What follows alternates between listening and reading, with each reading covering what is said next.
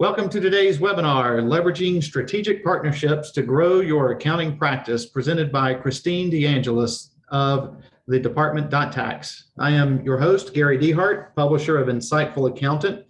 But before we get started, I have a few housekeeping items that I need to cover. One, this is not a CPE eligible webinar.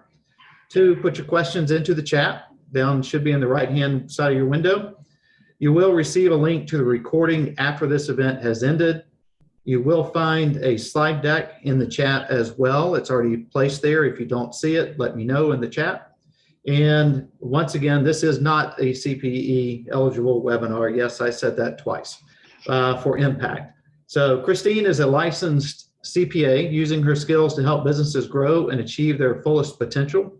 She has a master's degree in accounting from Southern New Hampshire University, in addition to holding her CPA license for over a decade. Christine joined the High Rock and Rebel Rock teams in late 2019 after running her own firm for 4 years.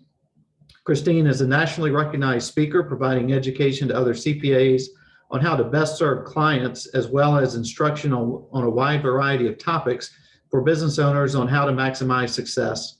She prides herself on the value she can bring to clients with her extensive tax knowledge and providing strategic, forward-thinking financial strategies to help clients grow.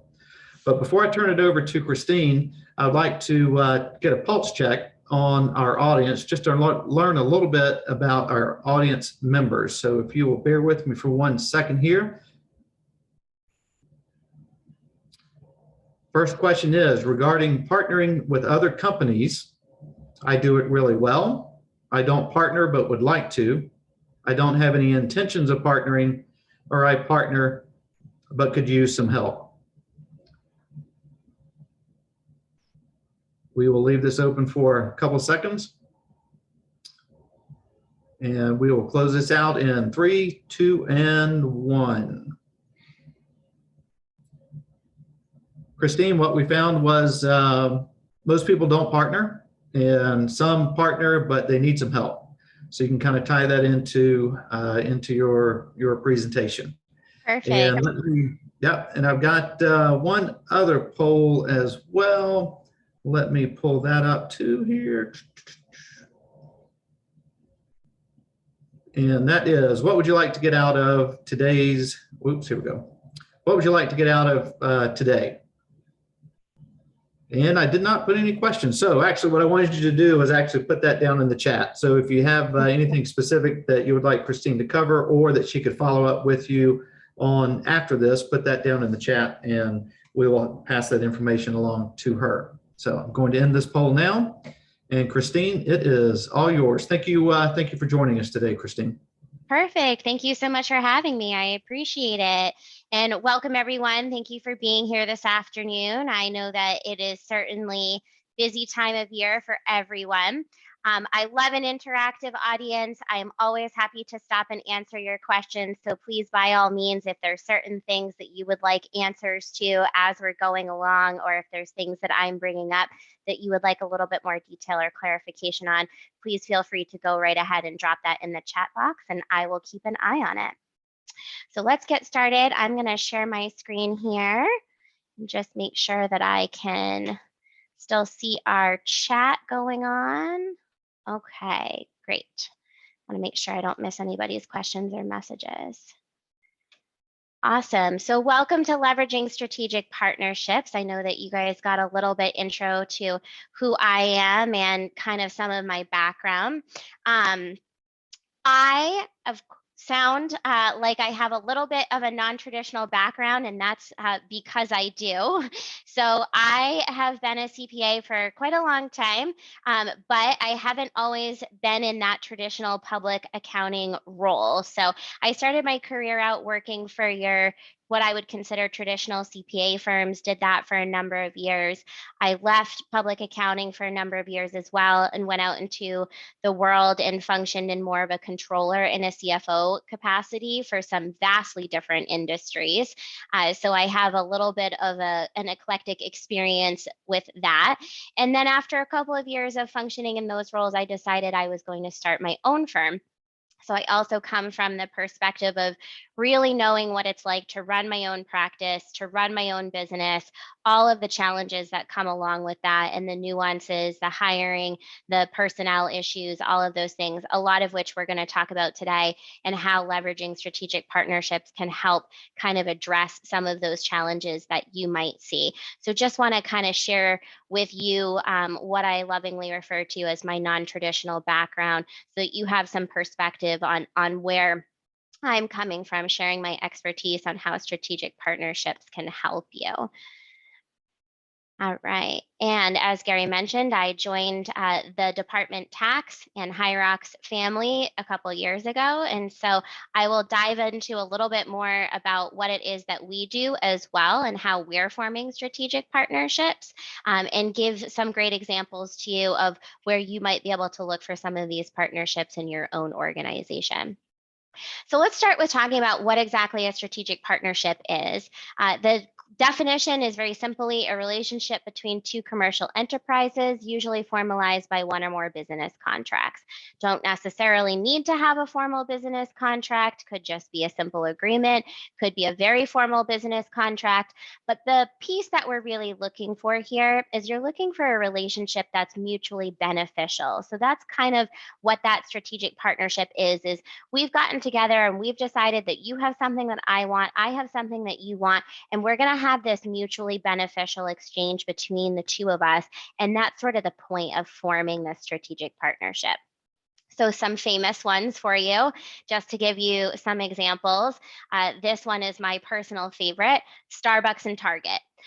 So if you're a Starbucks lover like I am, I'm sure that we could debate coffee all day, but if you're a Starbucks lover like I am and a lover of Target, you can clearly see how those two combining to put those Starbucks stores inside of Target has created this really great symbiotic relationship between the two of them that enhances the customer experience and the customer perceived value for both of those entities, that I get to kind of like just stroll through Target and drink my Starbucks that I love. I'm happy. I spend more time in the store, and inevitably I spend more money.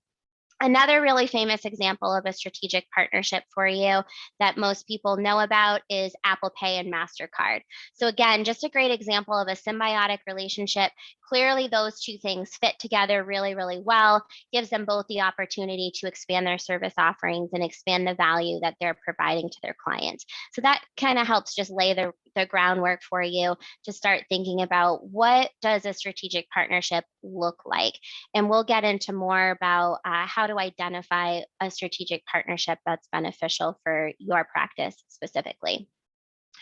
So in terms of CPA firms, and in my experience, and I always date myself a little bit when I talk about this, but I like to say that I grew up in traditional CPA land. So this was well over 10 years ago now, back when a lot more things were on paper. So software advances have come a very long way in the last decade, and a lot in the last couple of years as well, which we'll talk about in some more detail. But I kind of was raised in this model of tight competition. We didn't really talk about any sort of what we would consider trade secrets. It wasn't this open form of communication where we talked about the things that were working for us and not working for us outside of our firm. So we were very sort of closed off from what our competition was and wasn't doing, because there was this sense of everything operates very, very closely and tightly inside of the organization that you're working in, this kind of high level of perceived competitiveness. Other traditional CPA firm perceptions was the very long hours, right? And so I like to talk about this because I think that our traditional view of CPA firms sort of hinders our ability to be open-minded and look at how things like strategic partnerships, for example, might be able to help us expand into the future. And I will talk about how strategic partnerships can help address things like personnel issues. But as I was preparing for this particular webinar, I was doing some research about what the perception of the accounting field is now. And it was as recent as 2019 that there was an article published in a CPA journal talking about how the student perception of the accounting field is still declining. So we are still seeing reduced interest in accounting as a field of study for business students. However, what the article most notably said was that we have not yet in the industry itself started to feel the full effects of that. So what that means is that we're barely touching the iceberg of that decline in student interest. So we're still several years out from actually feeling that shrinking personnel pool in the industry. And the perception of the industry is still that very high levels of stress, long hours. And so what I will go through as we kind of talk about how to identify strategic partnerships, how to use them to add value to your practice, is addressing some of these areas that are still challenges for those of us who are in the accounting industry. And how do we start using some of these partnerships to break those down, change that model, and really be a little bit more forward thinking about what our industry can do in the future.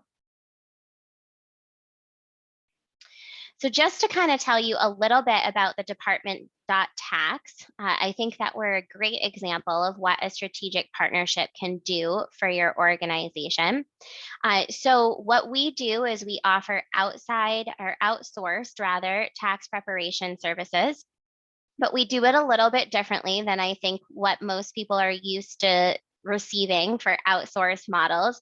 We white label all of our tax preparation services. So what that means is, let's say that you are John's CPA firm and you're coming to me and you're saying, Christine, we'd like to outsource 100 tax returns to you and your team this year. We prepare all of those tax returns. We interact with all of your clients as if we were just an extension of John's CPA service. So what we offer is that outsourced model, but it's fully branded with inside of your organization. So as far as your client experience is and the feel and the communication that your clients receive, they receive everything as if we are just an extension of your existing team. So very different than what a lot of other outsourced models are doing. So what does that mean in terms of the strategic partnership that is able to be possible for you and your practice if you were to work with someone like us? And I will talk about other areas that you can leverage strategic partnerships. We're just one example, and tax is definitely a need right now. So challenges in the area of taxes specifically, that keeping that knowledge base with consistent changing tax laws is super challenging, right? So we all know that in the last couple of years, the tax laws have been changing very rapidly. They're extremely difficult to keep up with. Staffing during tax season can be messy, partly because what we've seen a lot of in the last couple of years, specifically with these very quickly changing laws, a lot of the challenges that we're facing with the IRS, the slow response times, all sorts of issues that are impacting our clients' tax situations, we've seen a lot of practitioners actually start to think about stepping away from the industry maybe a few years earlier than they originally thought because the level of stress has gone up. And then training is difficult as well. So training time, when you're talking about an area of specific expertise, training can be very lengthy. It can be very expensive. And especially if you are someone who is operating a small practice, let's say that tax, for example, necessary evil that you've been offering to your clients, but it's not necessarily what you would consider to be your bread and butter. So taking the time and the resources to train a tax team when that's not necessarily your primary source of income, that can feel like a drain on resources and challenging as well. And if you don't have somebody who's in a really strong tax lead role, who are you going to have available to train your team? So those are all sorts of areas that we see our clients come to us with. is that they're simply having a hard time getting a specific knowledge base in the door, keeping people, keeping the right people, keeping knowledgeable people, and they're just feeling the strain of all of that. And so, one solution that we offer to them is we can outsource the preparation of the strategic planning for your clients. We can outsource that whole front to back tax service model for you. And as far as your clients are going to be concerned, it's going to look and feel as if all of that was coming from you and your team. So that's a great strategic partnership that you can leverage to try and resolve some of those staffing issues, but also reduce the stress on your existing team while still making sure that your clients are getting great service. Talking about the changing landscape. I always feel a little cliche when I get to this slide because we've been experiencing so much change in the last couple of years that we're all very well aware of it. Obviously, huge leaps and bounds changes in technology. Artificial intelligence is absolutely something that's going to be coming down the line very quickly here. In the next decade, I think we'll see a lot of artificial intelligence taking over more of the transactional work in the accounting industry. So those things are great. It's a great time to start talking about those technology strategic partnerships, which I'll get into in a little bit more detail in just a bit. But firms are really having to start to embrace the use of technology to be more efficient. And workplace wellness is also impacted by this as well. So the more we're able to automate, the more we're able to embrace technology to be efficient, the more we're able to create that better work-life balance within the industry. And that is going to help us to fight that perception of the long hours, the high stress. The things that we're able to automate and the technology that we're able to put into place also can help us address a lot of those more transactional type things that aren't necessarily the things that we all want to be doing on a daily basis. So, interestingly, if you look at studies around technology and artificial intelligence, the thing that those things are definitely coming, but the thing that is super important to note is that there's still a drive and a request and a need for leadership. So even though we're going to be able to automate a lot of things, even though technology is going to be able to take over doing a lot of repetitive things for us, the focus on having experienced leaders in the industry, actual humans that are going to provide added value to our clients, that is still 100% going to remain a need. So we want to make sure that we're really taking into account how do we preserve that experience, and if we don't currently have it on our team, how do we make sure that we have access to it? And the answer could potentially be a strategic partnership. So obviously, last couple of years, the pandemic has certainly changed a lot of things. We've seen faster developments in technology in the last couple of years than really we have in the last decade. But that also means that that has really opened up the opportunity for us to create strategic partnerships in places that we may not have been able to in the past. So, for example, our team works across, I believe it's 4 different time zones. We have staff in, 4 or 5 different countries. And so we have this global footprint that we've been able to create just in the last couple of years, mostly from the advances in cloud technology and advances in people's perception, of course, post-pandemic, in terms of what remote working actually looks like. So we've really opened a lot of doors to creating strategic partnerships that we may not necessarily have had available to us before, which is one of the reasons I'm so passionate about sharing on this particular topic. Is I want all of the firms out there, especially some of those smaller firms, to know that you have opportunities available to help your growth that you may not have considered in the past.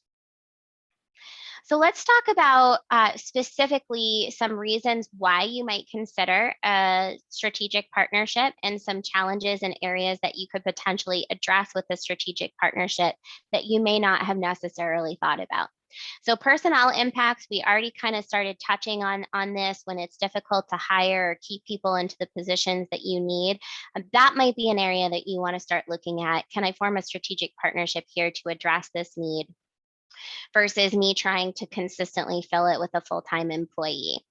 So some hiring and personnel trends for you to be aware of. It has been extremely difficult, according to most employers, in the last couple of years to fill hiring needs. Some things contributing to that: extended unemployment has obviously played a role in people's decisions. Burnout and depression is at very high rates right now. And so, especially trying to attract people into an industry that has this perception of having those high levels of burnout and stress to begin with, if people are already feeling high levels of burnout, depression, anxiety, it's going to be really difficult to attract them to an industry that they perceive to also include a high level of those feelings. We've also seen a shift and a change and an increase in people's need to address family first. So I can certainly attest to this myself, having two young children, elementary school age children, who have been in and out of remote learning for the last couple of years, on top of my husband and I trying to figure out how we work full time from home and what that looks like, with our kids popping in on the Zoom calls every once in a while, kind of unexpectedly.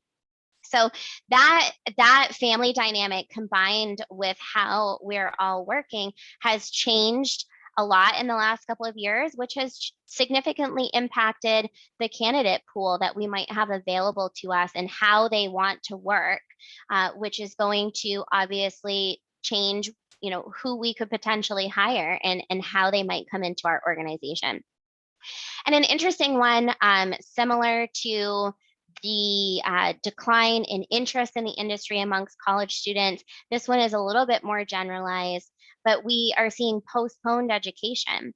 So students who may have been going into college might have postponed their decision to move into a college situation in their lives, or college students may have delayed their graduation just from all of the things going on in the world in the last couple of years. And so we certainly have not yet felt the effects of those decisions on the workplace. But I think in the next year or two, you are going to start to see that as well, that there was some postponed education kind of across the board that might be affecting our hiring pool. So all of this just means that it's going to be more difficult for you to attract the top talent. Where a strategic partnership might be able to help you is addressing some of these talent issues. Some top hiring issues in 2021: voluntary turnover, people choosing to leave their jobs on their own; pent up departure, which is defined as people who are seriously considering leaving their job, and we haven't necessarily had them quit yet, but they are very seriously considering it. That was a rise last year. Open position time to hire rate is increasing. So all of the things that I just mentioned, you can see how it's taking us longer once we have an open position to fill it with the right person. Candidly speaking, unless you're super, super lucky or offering top dollar and benefits, which not all of us can do, you're going to most likely not fill an open tax season position right now. The time to hire is going to take you so long that by the time you filled the right person, got them trained, and had them active in that role, tax season would be over. So that's a consideration that obviously impacts me and my team, but we're seeing that open position time to hire rate increasing as well. And turnover rate average right now is 18 months. So that means that even the people that we're hiring, they're only staying in their jobs for about 18 months. Training is so expensive and so time consuming. To make that investment for somebody who's only going to stick around for a year and a half, that's difficult for a lot of organizations. So you can start to look in your organization at your personnel needs. You might be able to identify an area right off the top of your head right now where you've had a difficult time hiring the right person. Nobody stays in that position, so you've had high turnover, maybe related to a certain work subset or a specific position. That might be an area for you to start looking at. Can I address this issue with a strategic partnership? And so let's just say For example, to give you guys something other than just tax, let's say you've had a really difficult time keeping a solid bookkeeper, somebody who's responsible for the transactional work, interacting with the clients. That might be an area where you go out and you say, okay, I'm going to look for a strategic partnership to outsource this bookkeeping to. This is a little bit different than just hiring a bookkeeping contractor, because this is somebody that you're going to give a lot of work to, right? Like normally it would be a full-time position. So there's benefit to you to fill that role with someone who's not necessarily going to be needing training from you, who's not necessarily going to be an employee, so they're not too worried about turnover rates. So you're starting to address that issue and that level of stress for you, while at the same time meeting the need that you actually have for the firm. Okay. Technology impacts. So we talked a little bit about technology already. This plays a huge role in why you might consider strategic partnerships more now than ever. Cloud-based software is more available and budget-friendly, which can expand your talent pool. So as I mentioned to you, we have team members across several different time zones and in several different countries. And so what we've been able to create, we're an entirely cloud-based firm. We're entirely paperless. So that means that everything that my team needs to have access to is available to them 24/7, provided they have access to Wi-Fi and a web browser. So that allows for a lot more information sharing than going back to my traditional CPA firm model. I told you when I started, there was still things like paper. I remember going out to some of my early audit jobs when I first got out of college, and we were dragging our own printers with us. So we would have like little travel printers we would bring with us in suitcases. And some of you may have had similar experiences. That is really no longer. You can function as a fully cloud-based, fully remote firm fairly easily right now, and for a much more budget-friendly price than you could have even just a few years ago. So that makes it easier to collaborate and easier to exchange information, which means that you have more options in terms of who you're working with, how you're working with them than you really ever had before. And that allows you to offer higher quantity of services and higher quality of services at the same time. You're no longer confined to geographic location for your talent pool. You're no longer confined to geographic location for your clients. And I'll talk in a few minutes about different areas that you can look to expand into, or how you could maybe look to expand your service offerings or expand your practice as a whole by leveraging specifically strategic partnerships, because we no longer have these limitations. Also, software allows for more integrations, more integrated services to clients.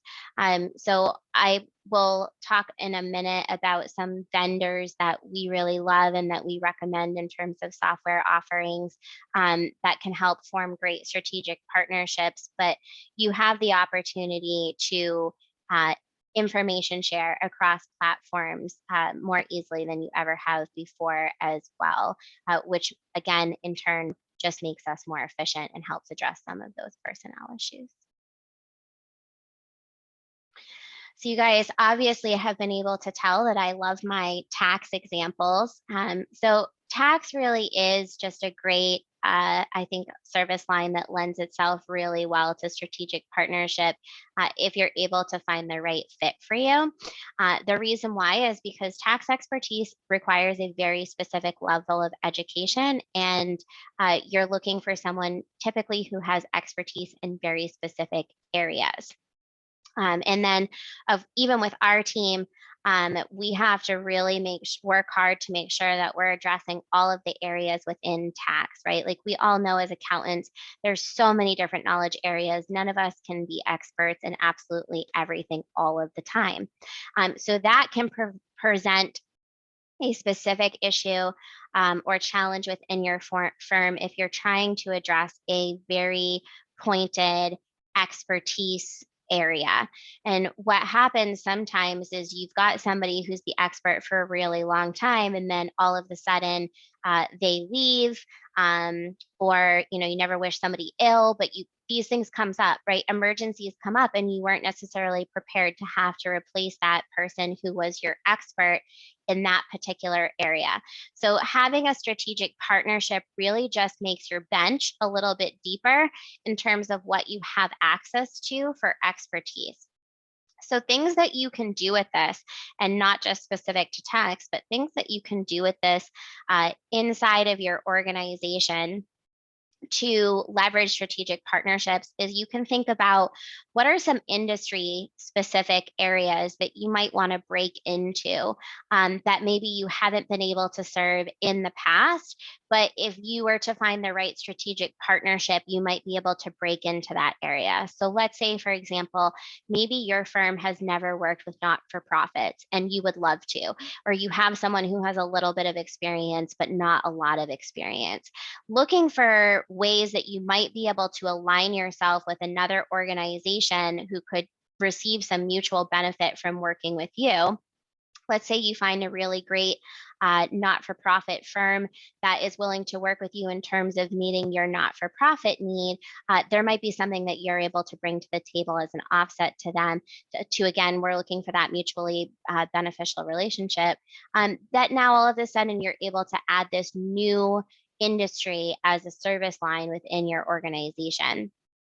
I think another great example that we run into a lot, especially in the tax arena, although very closely aligned with accounting as well, is the area of SALT. So sales taxes, sales and local taxes is an area of very pointed, very specific expertise that I'm not necessarily going to have available to me on my team, where we're more generalizing in areas of income tax issues. And so inevitably, our clients come to us with SALT specific issues.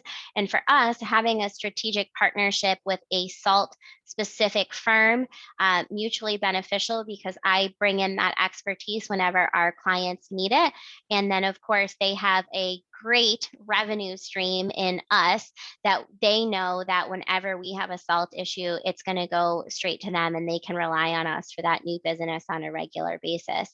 So that was one particular area that we identified for ourselves. Is this comes up a lot in conversation with our client base. We don't have the expertise on our team to address this really well, right? Like we can address it from a general perspective, but not really well. And we don't want to offer it if we're not going to be able to do it really well. And so that's where leveraging a strategic partnership has been extremely beneficial for us. Another area, just to kind of give you some ideas that I think that CPA firms tend to really benefit from, in terms of expanding your service offerings and kind of being open-minded and branching out, is human resources services. So that's another area where you could look at forming a strategic partnership that maybe you don't necessarily have a human resources bench or human resources expertise available to offer that as a service line to your clients in-house, but you could find a really great strategic partnership firm to work with, somebody else who's open-minded, and talk about what that arrangement might look like in order to offer a brand new level of service to your clients. So I had said that I would talk about vendor partnerships just to give you some examples. I love to use Xero as an example because they've just been such a really great vendor partner for us, but there's a bunch of them out there. I know that QuickBooks as well right now is offering, similar type of vendor arrangements, but Xero specifically offers marketing dollars to their Xero certified advising partners. So that's an interesting one that we might not necessarily be used to, that if I'm going to be a Xero certified advisor and letting my clients know that I'm a Xero certified advisor and really kind of promoting that as the primary accounting software that our firm is working with, that Xero will actually give us some marketing dollars to be used throughout the year for our practice, which is great if you're a small organization and maybe marketing dollars weren't necessarily in your cash flow budget. Other things that I've seen equity type arrangements with technology partners. I have seen training and speaking fees if you're willing to work with technology partners. So I think just my general advice is that if you're working with a technology partner, you're putting some new technology in place, maybe you're vetting some technology vendors to try and figure out, hey, what's the best cloud-based software for our firm to address this need, is ask those questions.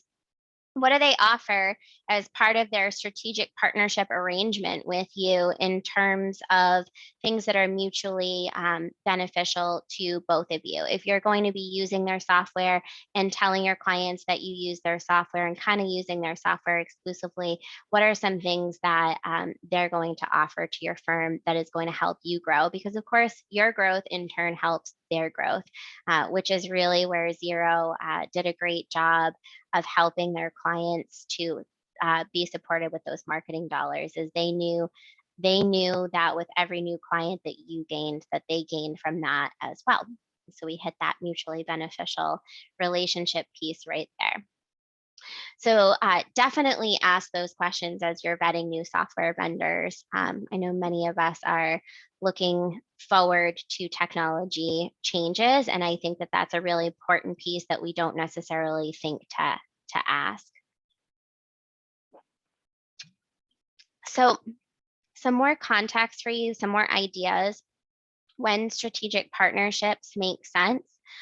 We kind of talked about filling that full-time position is not possible, could not be possible for a variety of different reasons, right? It could be that you really just are struggling to find the right candidate.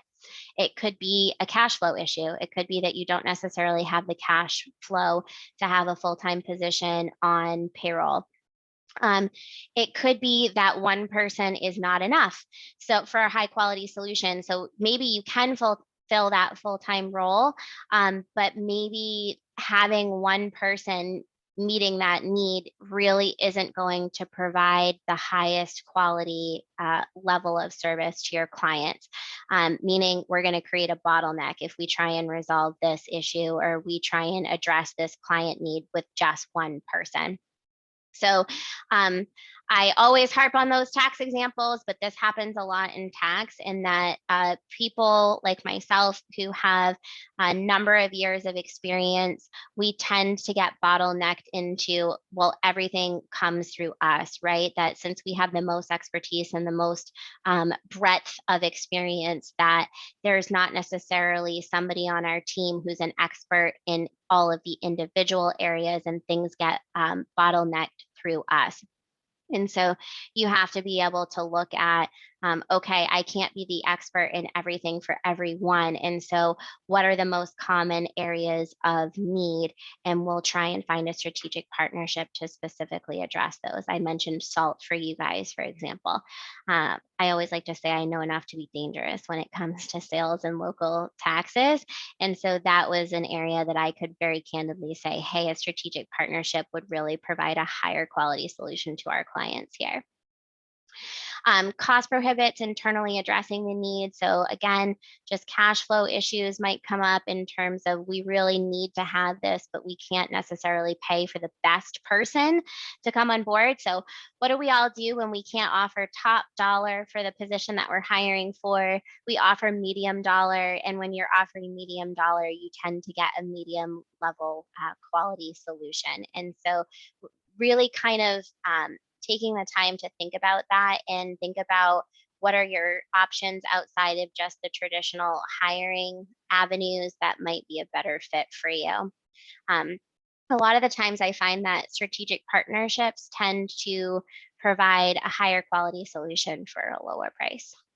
Specific needed expertise is not enough for the full-time position. So this is a little bit, this is kind of the opposite of what we've already talked about. So you might have a specific need that has to get addressed, but you can't make a full-time position out of it. So it doesn't make sense for you to hire someone to come on board to address that need, but you still need to have it addressed. So that's a great place where you can say, okay, well, this isn't somebody's 40-hour-a-week job, or, we're not going to be able to hire somebody part-time to address this, but we still need to address it. So that's an area where you want to look and say, can this be addressed with a strategic partnership? And is that going to be a better fit? Anytime that you can have collaborative work, so anytime that you are really just in alignment with another practice or another organization or another individual, I always love to look for opportunities to be collaborative in whatever way that I can. This is just the networking voice in me that I've developed over the years, is that I never like to say never, but rarely is there ever such a thing as a bad connection, right? That you just never know when you meet people how that connection might be useful to you in the future. And so I always like to look for places where we can collaborate. It could be that you're collaborating on a webinar like this with someone who's not inside of your organization, but it's going to be mutually beneficial because you're both going to get exposure on the things that you bring to the table. So looking for those opportunities for collaborative work is a great way for you to identify strategic partnerships that might be beneficial to you. And as I've mentioned several times, the most important piece to identifying what is going to potentially be a successful strategic partnership, when do they make sense, is when there's benefits from both sides of the table. So these should start to give you some key indicators of different places that you can look within your organization or even outside of your organization to start to kind of broaden the scope of, okay, when do I look for a strategic partnership? When do they make sense? And when do I turn to that versus maybe a traditional solution? So then we need to start to identify who is a good strategic fit for us. So we might have identified a need. We say, okay, we want to find a strategic partner to address this specific area for us. How do you identify who is the right fit? So most importantly, they should save you time, money, and contribute to your profit margin. So I keep saying mutually beneficial, mutually beneficial. What I mean by mutually beneficial is we're looking for a scenario where we say the rising tide raises all of the boats. So both of your boats should be going up. That's why I mentioned things like adding a new service line, adding a new industry to your portfolio. Those are areas where we're contributing ultimately to your bottom line. That is a great fit for a strategic partnership. So if you're able to form a relationship that improves both of your profit margins, that is definitely one piece in determining who's the best fit for you. Result in increased referrals. So I said, rarely is a new connection a bad connection. Your strategic fit should include an increase in referrals on both sides of that relationship. So you're both going to end up with new business from that relationship. That is another key indicator that this is a good fit for a strategic partnership. Their pricing model allows room for your profit margin. So just to kind of explain this a little bit more, this is similar to what we do, and we see this a lot in strategic partnerships, is you're essentially passing on cost to your strategic partner, and then they're adding a profit margin before billing their clients. So what most of our clients do at the department.tax is we have a set pricing model that we use. For example, everything's done on a flat fee basis. It's fully transparent. So our clients know exactly what we're charging them for the outsourced preparation of returns. And we've set those pricing models based more on volume. So that means that we're able to keep our preparation prices lower. That allows for our clients to add their own profit margin before they're then turning around and billing ultimately the taxpayer for that preparation. So of course, That changes a lot depending on geography and the types of forms and things like that. But we've essentially set our pricing to allow our clients to bill out at what we would consider a full retail price for tax preparation on the returns we're preparing. So you want to look for that as well in the agreement. And if it's not necessarily the pricing model, it could just be like the overall fees that are getting exchanged back and forth. But again, back to that saving you time and money piece and adding to your profit margin, if they're billing you for something that doesn't allow for you to have your mutual benefit on your side of the equation, that could be an indicator that it's not the right fit. And then this last one I think is important as well. Align with company culture, goals, and support your brand loyalty. So the last thing that you want to do is you don't want to align yourself with someone who's not necessarily going to enhance who you intrinsically are as part of your organization. So kind of going back to that first famous strategic partnership that I mentioned at the beginning of the presentation, where I talked about Starbucks and Target, they enhanced each other's brand loyalty, right? When we start thinking about the avatar of who is the individual who shops at Target and is strolling through the aisles with their latte. It's me. It's me. But they really did a good job. Target and Starbucks really did a good job when they aligned themselves to recognize that, hey, our target market is very similar, and what we want that person's customer experience to be is very similar. And so that was a really great symbiotic alignment. But you don't want to align yourself, even if your customers don't necessarily know that you're aligned with that organization. You don't want to align yourself with any partner who's going to erode your company culture or the brand loyalty that you have. That was actually one of the biggest reasons why we set ourselves apart and did the white labeled tax services when we created TDT, was because there seemed to be, when you looked at other outsourced tax preparation models, there seemed to be this sort of perception around it, was that it was lower quality, and that you only did that if you didn't necessarily want to have that close knit relationship with your clients. It sort of gave people that feel of like the hamster on the mill feeling in terms of tax preparation and passing things off.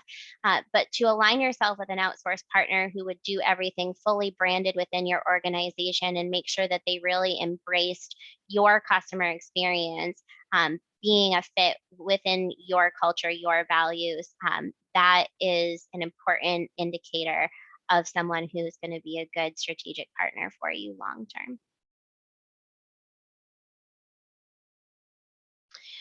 So who should consider strategic partnerships? Sole proprietors and small business owners benefit from these a lot, mostly out of cash flow constraints, right? Is that when you're a smaller organization, there's only so many different ways that we can divide the pie. I can certainly attest to this, being a small business owner for years myself. It's really difficult sometimes to make decisions about what's the highest and best use of your resources. So being able to, again, expand your service offerings, expand the quality of your service offerings, do things more efficiently or add more value to your client's experience in a way that doesn't restrict you from a cash flow perspective is key for you. So small business owners certainly want to look at different ways that they could put strategic partnerships into play to help them to grow. Firms looking to add a production line without the team that they need to do that. So especially if you're looking to add a brand new industry to your repertoire and you don't necessarily have a team in place. Let's say you just want a really big new manufacturing client, but you don't really have an expert on your team that is just super strong at manufacturing. This might be an area that you can look at. Can I align myself with a strategic partner to help me to address this? clients asking you for a service that you don't want to do. So it's always nice when we get to the place where we can actually just decide that that's work that I don't want to do, and so I don't have to do it. So if you've identified specifically, let's just say bookkeeping, let's say you don't want to do bank reconciliations anymore, and that's totally fine. But you've got to find a solid strategic partner who's going to be able to offer that service for your clients. And so that's a great area where you can look at, I don't feel passionate about this. I don't get excited and jump out of bed to do this particular area of work. Can I find a strategic partner who's going to meet that need for me so that I can spend more time doing the things that I feel the most passionate about? And then hopefully if we all make an effort to do that, we really start to shift that perception of the accounting industry as a whole, that we're just stressed out and working all the time. Service can be provided remotely. So this is another great area that you can look within your organization to identify anything that can be performed remotely is a great opportunity to consider whether or not a strategic partnership might be a good fit for completing that service. So I said at the beginning, we're an entirely cloud-based firm. That means that we can meet the need really from anywhere, from any time of day. We're not quite 24/7 across our time zones, but we're definitely longer than your traditional 8-hour day because we're spread across multiple different time zones. So having a need that you're looking to have addressed that can be addressed remotely really just expands your opportunity in terms of how to address that. So just to give you some ideas in terms of areas that you can look within your own organization to figure out whether or not you want to start exploring a strategic partnership solution to this. Top complaints about CPA firms is that we are too reactive, meaning we're not prospective enough looking forward in our approach with advising our clients. So if there's an opportunity for you to shift your focus to being more proactive and taking some of those historical transactionary type things off of your plate, that might be an area to look for strategic partners. We have very long timelines, means that we're slow. So any ways that you can partner to make yourself faster is going to set you apart from your competition. Again, I didn't write these, but these are our top complaints about our firm. Lack of guidance, and we don't provide advice, meaning that we are just sort of perpetuating that perspective that we're doing mostly data entry and not being that leader that I talked about. So remember, as artificial intelligence and software technology continue to advance, the things that we're doing in terms of data entry, those are the things that are going to be taken over by that technology. And so we want to really position ourselves to be the leaders that are giving the prospective advice and guidance. That is really going to be something that puts us leaps and bounds above our competitors. And so any places that you can look within your organization to find a strategic partnership to partner to help you with those goals is going to really move your organization forward. Last complaint about CPA firms that we don't educate. And so again, really great area for strategic partnership that you may not have considered. Is there an opportunity for you to bring more education kind of in line with that advice and guidance to your clients? So is there an opportunity for you to provide more education to your client base by bringing in a strategic partner that is able to do that? And what might that partnership look like? So those are some areas where you could gain some great competitive advantage for your organization specifically by looking at how you can kind of align with yourself with a strategic partner that might help you to achieve some of those. So We have about 5 minutes left. I'll kind of pause here and just see if there's any questions that I can answer for any of you on strategic partnerships or any of the information that I covered today. Happy to make sure that you got all of your questions answered. I want to thank all of you for taking the time to be here this afternoon. I sincerely appreciate the value of all of your time. So thank you. Hey, Christine, I do have Yeah. a couple of questions I want to throw out for you. You may have touched on them a little bit, but so forgive me. So you had mentioned the vendors and vendor partnerships. One thing you said that I really want to reiterate there, and that was ask, Yeah. right? Ask how they can help. I would bet, and I have no data to support this, but I would bet that most people in the profession don't ask their vendors, hey, how can you help me? I mean, you mentioned the co-marketing dollars. They exist. They're They there do. for a reason. And these firms, the vendor community, they want to spend those dollars. And because it helps them, like you said, it helps them grow their Yeah. business. But do you have a short list of vendors that you have found to be the easiest to work with or that have dollars to work with? You mentioned Zero, obviously, specifically, but any others that you guys work with? Yeah, so Zero is great. I have also had really great luck working with Divvy. So I don't know if you're familiar with them. They've kind of created this like electronic debit card type model. So kind of ancillary to the accounting space in terms of tracking expenses. But they're really fantastic as well. And they offer like paid speaking trainings as well. So that one's a little bit different other than just like a service offering, but it's always great if we have an area of expertise to be able to just get paid for our time to talk about it. So yeah, I think the most important thing is just ask, right? So ask any of your technology vendors what they might have in place in terms of some of them we've had other technology companies come to us and offer equity in exchange for being kind of like a point person, like an advisor. So there's a bunch of different things that different organizations are doing. And I think you're right on the money to just ask those questions because we don't necessarily know what's available to us if we don't ask.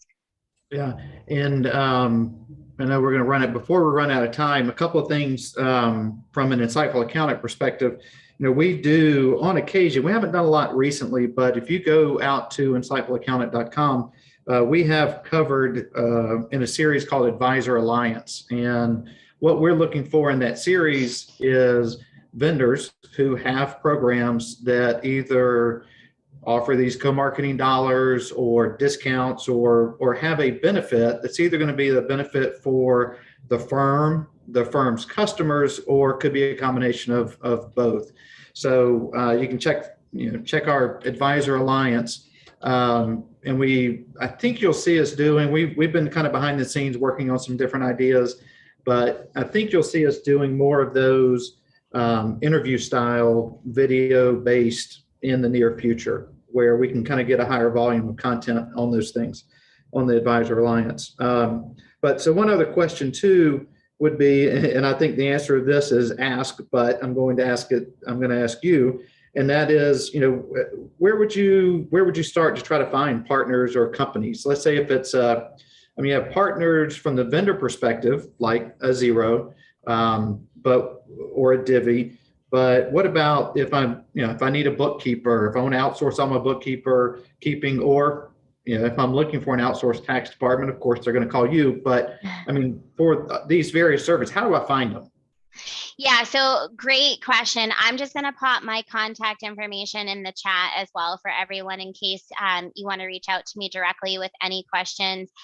So this last kind of slide that I had for you for that as well, the best place to start is to, like I said, analyze your need first. So what is the most critical area in your practice that you need to address right now? Because it's all well and good for us to talk about strategy and growth, but if the house is burning down around us, then that's not our most critical area of need. So what do you need to address? And then when I said rarely is a contact a bad contact, start collecting referrals. So we always start with our kind of what I consider friends and family in the industry. So who are the individuals in the industry that I trust the most, or that I admire the most? I will go to those individuals first and start asking for referrals to someone who might meet the specific need that I'm looking for. Do you know any great bookkeeping firms who are offering an outsourced model and can take on high volumes of work? Do you know any great tax firms who offer a white label service, because I don't necessarily want my clients to feel like I'm outsourcing the work? Do you know any vendors who are offering discounts on their software fees in exchange for me being a advisor and doing a webinar once a month? So I will go out and start asking for those referrals. There's also some great communication online. I know, obviously, Gary, you guys are a great resource for us. I belong to a couple of different like association groups and Facebook pages and things with just made up of other accountants. And I'll start kind of collecting referrals. I never am like super pointed about exactly what I'm doing if I'm trying to be super strategic, but I'll start asking for who's the best of the best in the industry, and then I'll sort of work my way through that, which is the other reason I talked about those interview questions, like how do you identify who the right strategic fit is? Because you might get a bunch of referrals for the need that you're looking for, but how do you really identify who's going to be the best strategic partner? That's great. And just knowing a few people at your firm, I would say if people don't know you guys, that they should get to know you guys, just and not even saying, hey, go outsource to them, but as that point of contact who can help you connect with a lot of people. The people that Christine works with is an amazing bunch of people, and they understand what she's talking about right now. And I think our community, some are much stronger at it than others. And I think the firm or firms that you guys have built over there are very strong at that partnership and really understanding how to work with others. So Thank you. Thank you. We appreciate that. And yes, we're always happy to pass on referrals because we want to see all of our partners, and like I said, our CPA friends and family be successful as well. So even, you're absolutely right, even if it's an area that we can't address, we almost always know who the right person to address it is, and we're always happy to pass that along. All right, well, great. Well, we certainly appreciate you taking the time. Clearly, you have talked about this before or have given this a lot of thought. It's a lot of information you shared, and we're certainly appreciative of the time that you spent with us. And I just want to plug a couple of things on Insightful Accountant this week. We do have 2 more webinars. We have one tomorrow, our QB Talks series, first one for January 2022. And we'll be covering QBO and payments related to QuickBooks. And then on Thursday, we have, it's a fairly new vendor in the space, 401 Go, and they are a 401k. They're not a provider. I don't know the right term, but they can assist you with setting up 401ks for your business or your small business customers. We're actually a 401 Go customer. And so far, it's been great working with them. So we have 2 other webinars this week. Go out to insightfulaccountant.com and you will find those on the homepage. And we hope to see you there. Christine, thank you so much. And thank you for everyone who chose to spend an hour with us. Y'all have a wonderful week.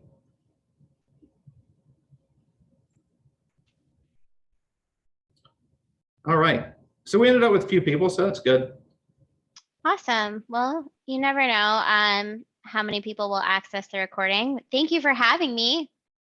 Absolutely. Glad you were able to do it, and hopefully we can do it again in the future. Yeah, of course. Anytime. My pleasure. And if there's ever a specific topic area that you guys, need addressed, you certainly know that we have a big bench on our team over here. Great. I appreciate that. We'll talk to you soon. Thanks. Have a good one. Bye-bye.